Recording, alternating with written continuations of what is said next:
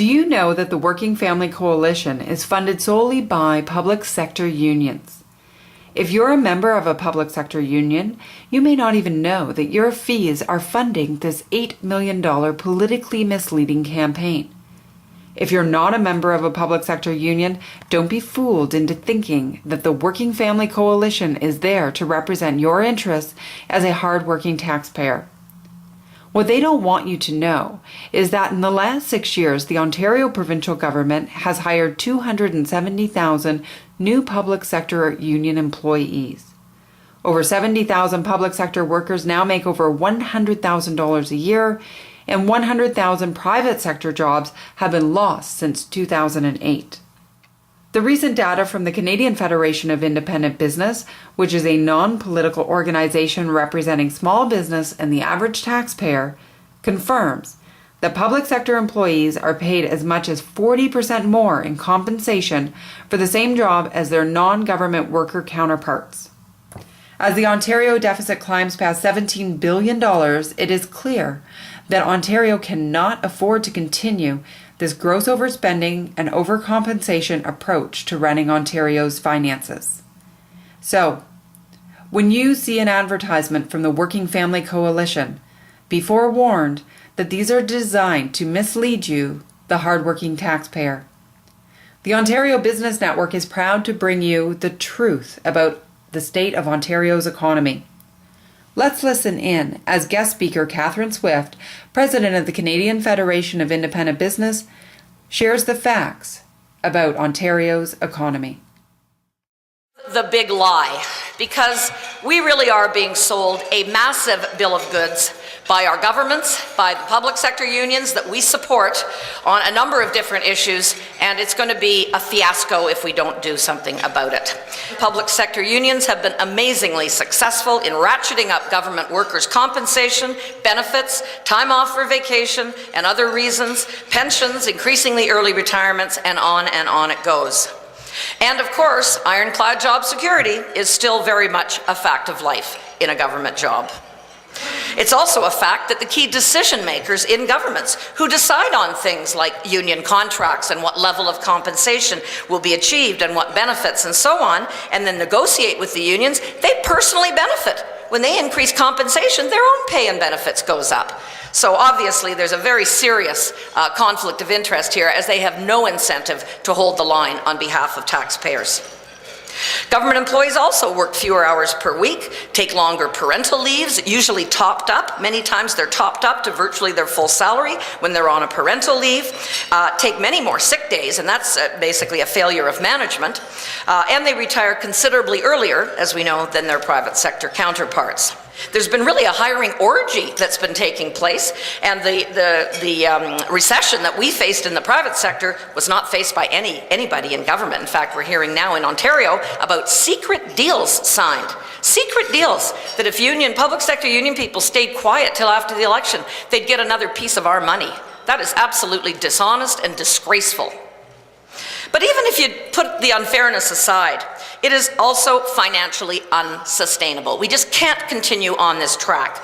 And this is exactly what Greece and Portugal and the UK and states in the US and all of these other players are currently finding out. Governments are not self-sustaining, much as they might like to think they are, and they need to rely on the taxes from a healthy private sector to exist. I understand in Greece, 1 in 2 jobs was government. How sustainable can that possibly be? And the whole thing, of course, came crashing down. Compensation levels being out of whack in government is certainly an important issue that has to be addressed. But the real problem that's hitting the fan now is in the form of the massive amounts of money that we all collectively owe in the form of pension promises to government workers that are either totally unfunded, there's no money to pay for them, or they're dramatically underfunded. These plans were never designed to be lasting for 30 years. We actually have the case now for government workers in particular, because they tend to retire so much earlier, they're collecting a pension for longer than they're working. There is no payoff for the private sector person who is also paying a ton of money into these plans. Indeed, there's a negative, because it very much inhibits their ability to try to put away some money for their own retirement. Let me at least clarify that all I'm saying here is that compensation and benefit for workers in the public and private sectors should be roughly the same. They should be kept roughly similar. There is absolutely no logical reason that the same job should pay so much more in the public sector. And you can't fault individuals. I mean, if you're going to give them more money and better benefits and early retirements, it would be a fool that was going to say no to that. The real culprits really are our governments over the decades, who took the easy way out, continued to cave in to union demands, and had no thought for the future. The sad reality is that we're close to hitting the wall on all of these rich government worker pension plans that have been mismanaged in a very similar way to the CPP, which was basically a giant Ponzi scheme. Even now, no politician or senior government official will publicly own up to this problem, even though many of them are well aware of the fiasco that we're facing. To give you an example of the problem in the case of the teacher's pension, for instance, and what we're looking forward to, there used to be around 5 working teachers paying into the plan for every retired teacher collecting a pension. In a few years, the ratio is going to be 1 to 1. And that's when the rubber really hits the road with this kind of situation, when you have so many fewer people paying into the plan than collecting it. And that's why you see these ratios having to go up and up and up, unless something structurally is done to change the plan. So what can be done? Well, at CFIB, we've actually been working on these issues for a very long time, because our members, our small business members, have seen in their own businesses the increasing taxes, competing for jobs with way better paid, or employees with way better paid public sector workers, and the mounting debts in a lot of these pension plans and so on. But it is like pulling teeth to get any politician of any political stripe to pay any serious attention. And I guess the question we face is, do we have to hit the wall like Greece? Do we want to be Greece, Wisconsin, or these other places that are having horrible, horrible crises? Or can we actually start to get a grip now so that we won't have, it'll still be a problem, this isn't going to be managed easily by any stretch, but can we prevent the inevitable meltdown that will happen if we do nothing? And on the pension side, despite, of course, public unions fight like mad dogs and don't even admit there is a problem, it doesn't do public sector workers any favor either to have underfunded plans that need drastic change, and they have to cut back on pensions that people were counting on.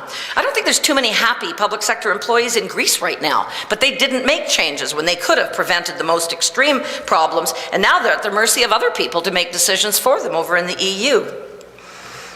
I've been expressing our members' opinions on these issues very consistently over the years, and I've attracted all the usual threats and thuggery of the union types. But I've also been surprised to get some messages from people in the public sector who realize things are out of control. They know their friends aren't making anywhere near what they are, and they know that this simply can't continue. And they're even concerned as well. What will this mean for them down the road? Is it happy days now, but something really awful down the road of peace? And we're all doing no favors for our children's generation, who are going to be saddled with a lot of the cost of our mismanagement.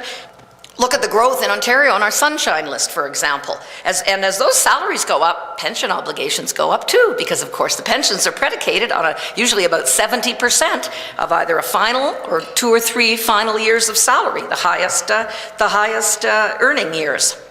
Look at agencies like the hydro agencies in Ontario and the massive salaries that are paid there. If you think hydro rates are high now, wait for the pension obligations to kick in. A lot of changes need to be made to make these plans sustainable in the future. We need to increase retirement ages in government, for starters. People are living longer. It's absurd that retirement ages have gone as low. For some, like police, it's 50. In many cases, it's 55. And it is just simply right out of control. Going forward, what would be ideal would be to get rid of unions in the public sector, period.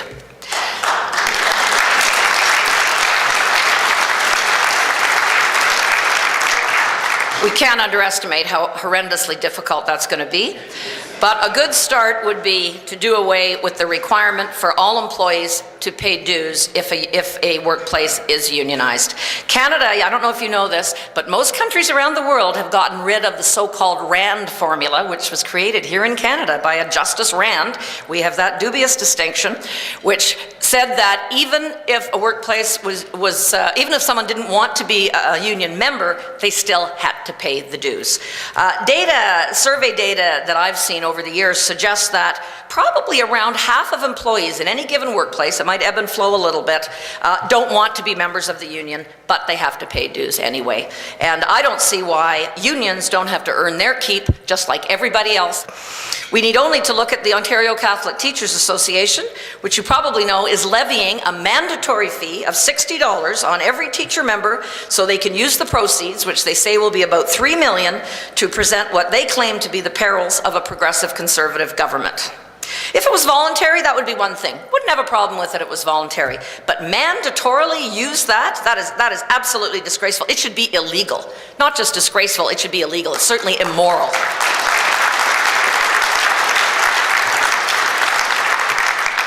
The Working Families Coalition is another case in point. These are our tax dollars at work. A lot of the dough behind, there's some private sector union stuff in there, but a lot of the dough behind them is public sector union money that is provided by you and me. And again, that just should not be permitted to be the case. But we have at CFIB continue to be willing to be the skunk at the garden party, and we will continue to do so going forward with the support of our small business members across Ontario and across the country for that matter. Awareness of what we are really facing needs to be expanded. This is why we're pressing so hard on just the disclosure of information front. Even someone that really isn't aware of this issue at all out there, if they saw the kind of numbers we're talking about, they'd probably start to get aware of it pretty quickly if they realize what it meant for their future tax obligations. But I think everyone out there, in whatever way we can, we all need to work to put pressure on our politicians. That's the only thing that's going to work here to bring the kind of change that we need in these key areas to enhance and to maintain and enhance our status in Canada as a strong, resilient economy with a bright future. I think let's all do our part to put the lie to the big lie. Thank you.